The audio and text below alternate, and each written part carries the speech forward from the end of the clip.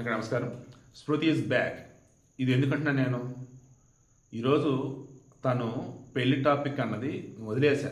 అంటే పెళ్లి రద్దయింది అబ్బాయి, ఇంకా టాపిక్ వదిలేయండి. ఇప్పుడు నా కెరీర్ మొత్తం మీద నాకు కాన్సన్ట్రేషన్ పెట్టాలా. ఇక ఆట నాది జరగదు, పెళ్లి జరిగేది ఇంక అంతే. ఆ టాపిక్ ఎవరు లేవనెత్తొద్దా, ఇంట్లో కూర్చోవాలా. వెళ్ళింది గ్రౌండ్కి వెళ్ళింది.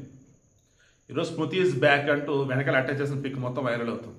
నిజమే, రేపు 21 శ్రీలంకతో మ్యాచెస్ ఉన్నాయి. ఐ థింక్ T20లో వన్డేలో ఉన్నట్టుంది. సో సిరీస్కి మొత్తం రెడీ అవుతుంది. సింపుల్. ఈ వీడియోలో నేను చెప్పదలుచుకుంది, గతంలో చాలాసార్లు చెప్పింది ఇదే, పెళ్ళి అన్నది జీవితంలో అత్యంత కీలకమైనది, ముఖ్యమైనది. ఓకే, అయితే ఎంగేజ్మెంట్ అయిన తర్వాత పెళ్ళికి సంబంధించిన ఇష్యూస్ వచ్చి ఆగింది అనుకుందాం, బాధపడుతూ కూర్చోవద్దు. మంచిగా జరిగింది, జరగాల్సిన మంచిగా చాలా ఉంది. ఏదైతే జరిగింది అది మంచికే, జరగాల్సిన మంచిగా చాలా ఉంది. దానికోసం ఎఫర్ట్స్ పెట్టండి, అడుగులేయండి, గెలవండి, ఎదగండి, అందచేత శభాష్ అనిపించుకోండి. ఈ పలాష్ ముత్యాలు కూడా నిన్న వాళ్ళ టీము లీగల్గా ముందుకెళ్తా ఉన్నారు. ఎలా? వాళ్ళ మీద డీప్ ఫేక్ వీడియోలు కొంతమంది చేసి, వాళ్ళతో ఎవరితో చాట్ చేస్తారో వాళ్ళ పేర్లు పెట్టారో హడావుడి నార్త్లో చాలా కంపు చేశారంట. మనం మామూలుగా మాట్లాడుకున్న నార్త్లో అబ్బో ఘోరంగా చేశారంట. వాళ్ళు ఎవరు తీసి మొత్తం వాళ్ళ మీద కేసులు పెడతాం, మా టీం ఊరుకోరు ఎవరైనా అంటున్నారు.